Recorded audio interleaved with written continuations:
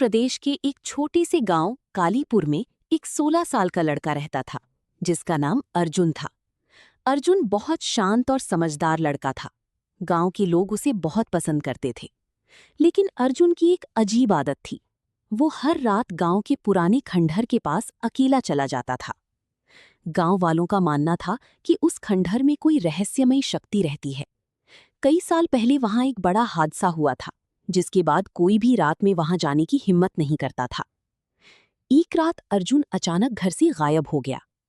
सुबह जब उसकी माँ उठी तो उसने देखा कि अर्जुन का बिस्तर खाली पड़ा था।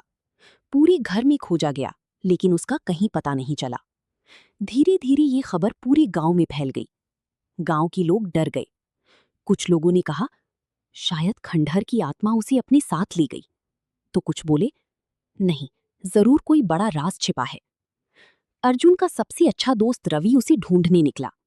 रवि को याद आया कि अर्जुन हमेशा अपनी डायरी में कुछ लिखता रहता था। उसने अर्जुन का कमरा खोला और डायरी ढूंढने लगा। अचानक उसी बिस्तर के नीचे एक पुरानी डायरी मिली। डायरी के आखिरी पन्ने पर लिखा था, अगर मैं गायब हो जाऊं तो मुझे पुरानी खंडहर के नीचे ढूंढना। ये पढ़कर रवि की होश उड़ गए। रात होते ही रवि टॉर्च लेकर खंडहर की तरफ निकल पड़ा। चारों तरफ तेज हवा चल रही थी। टूटी दीवारों से अजीब आवाजें आ रही थीं। खंडहर के अंदर जाते ही रवि को जमीन पर एक लोहे का दरवाजा दिखाई दिया। उसने डरते हुए दरवाजा खोला।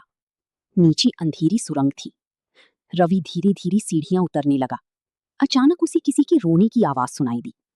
बचाओ! ये आवाज अर्जुन की थी। रवि तेजी से आगे भागा। उसने देखा कि अर्जुन एक पुरानी कमरे में बंद था। उसके आसपास अजीब निशान बने हुए थे। रवि ने तुरंत रस्सी खोलकर अर्जुन को बाहर निकाला। अर्जुन कांपते हुए बोला, मैं यहाँ खुद नहीं आया था, किसी ने मुझे बुलाया था। दोनों जैसे ही बाहर निकलने लगी, पीछे से जोर की आवाज आई और पूरा खंडहर हिलने लगा। वे किसी तरह बाहर भागे।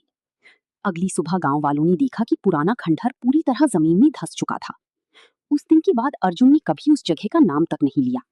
लेकिन आज भी गांव के लोग कहते हैं, रात के समय उस खंडहर की जगह से किसी लड़की की आवाज सुनाई दी थी।